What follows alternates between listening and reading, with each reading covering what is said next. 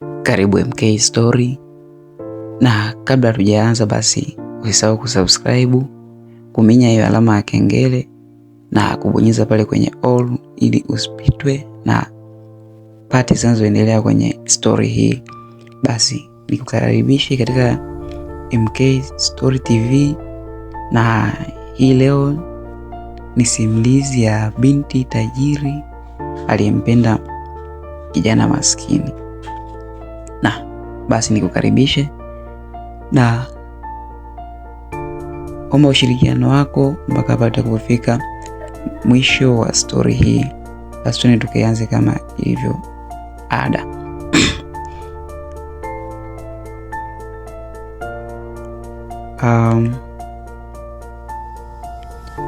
Katika jiji moja aliishi tajiri mkubwa sana aliyeitwa Mzee Salum. Alikuwa na mali nyingi sana na binti mmoja tu aliyeitwa Amina. Amina alikuwa mrembo na mwenye tabia njema sana, tofauti na watu wengine waliomzunguka. Hakujivunia utajiri wa baba yake. Upande mwingine wa jiji aliishi kijana aitwaye Juma. Juma alikuwa maskini lakini mwenye bidii.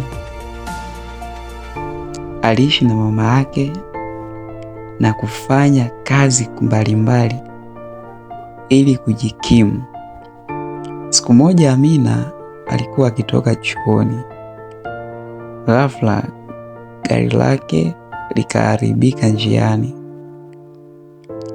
Alijaribu kuwasha mara kadhaa lakini likakataa. Watu wengi walimpita bila kumsaidia. Bwana achana na matatizo kama haya. Baada ya muda, kijana mmoja aliyekuwa anaendesha baiskeli alisimama. Huyu kijana bwana aliitwa Juma. Juma aliposimama, basi Juma kwa sababu ni mstaarabu akamuuliza Amina, "Samahani dada, naweza kukusaidia?" Amina akamwelekeza tatizo. Juma akaanza kukagua gari. Baada ya dakika chache akalitengeneza vizuri kabisa.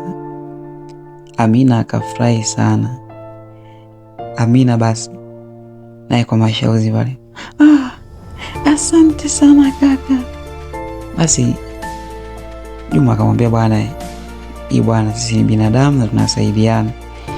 Basi Amina bwana akaingia akaingiza kwenye pochi yake pale chap kwenye gari yake, akataka kumpa pesa lakini Juma akakataa. Juma akamwambia Amina, "Sikukusaidia kwa ajili ya pesa." Maneno hayo yakamgusa Amina. Hakuwahi kukutana na mtu kama huyo.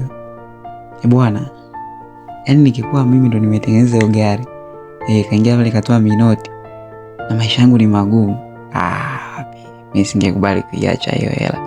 Lakini ona Juma alivyo mstaarabu bwana, akamtengenezea gari bure kabisa. Basi siku zikapita, lakini Amina aliendelea kumfikiria Juma. Kwa bahati walikutana tena sokoni, wakaanza kuzungumza na mazungumzo yao yakawa ya marefu sana. Kadiri walivyozidi kujuana ndivyo walivyozidi kupendana, lakini hawakujua kuwa mtu mmoja alikuwa akiwafuatilia.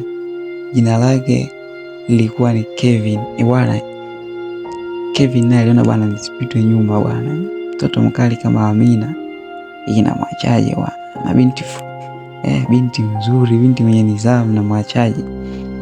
Lakini hapo hapo kumbuka Amina yeye ashaanza kumzimikia Juma Juma yule kijana aliyemsaidia kutengeneza gari yake. Lakini kumbuka Kevin kijana mmoja tajiri sana naye pia. Sasa Kevin alikuwa tajiri na alikuwa anataka kumuoa Amina. Alipowaona pamoja hasira zikamjaa. Kevin akasema, huyo maskini hata mchukua Amina. Jamaa akaweka kabisa kama huyu maskini hawezi kumchukua Amina, au sio? Wakati huo huo mzee Salum baba yake na Amina alikuwa tajiri, amemchagua Kevin kuwa mkwe wake. Ili uonge la balaa ndugu yangu. Yeye Amina amempenda kule Juma, kumbe na mzee ashamchagua Kevin. Na ashamthibitisha kabisa kuwa mkwe wake. Hebu tuende tuone. Sasa usiku mmoja akiwa mezani, babake Amina alimwambia Amina, nataka uanze kufikiria ndoa na Kevin ni kijana anayekufaa. Hii changamoto sana.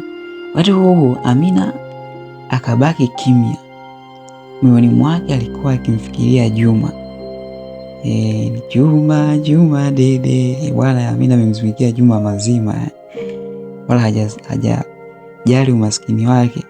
Yeye anaamini mapenzi bwana ni moyo, mapenzi sio pesa. Twende tuone. Siku iliyofuata Amina alikutana na Juma bustanini. Walizungumza kwa muda mrefu. Kisha Amina akasema,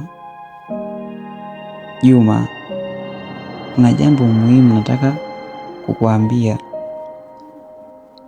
Juma akatabasamu akamwambia, bila shaka, niambie.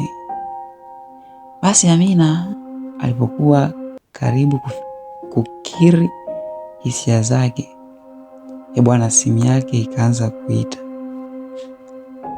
Alipoitazama skrini aliona ni baba yake. Uso wake ukabadilika. Hakujua kuwa simu hiyo ndiyo ilikuwa mwanzo wa matatizo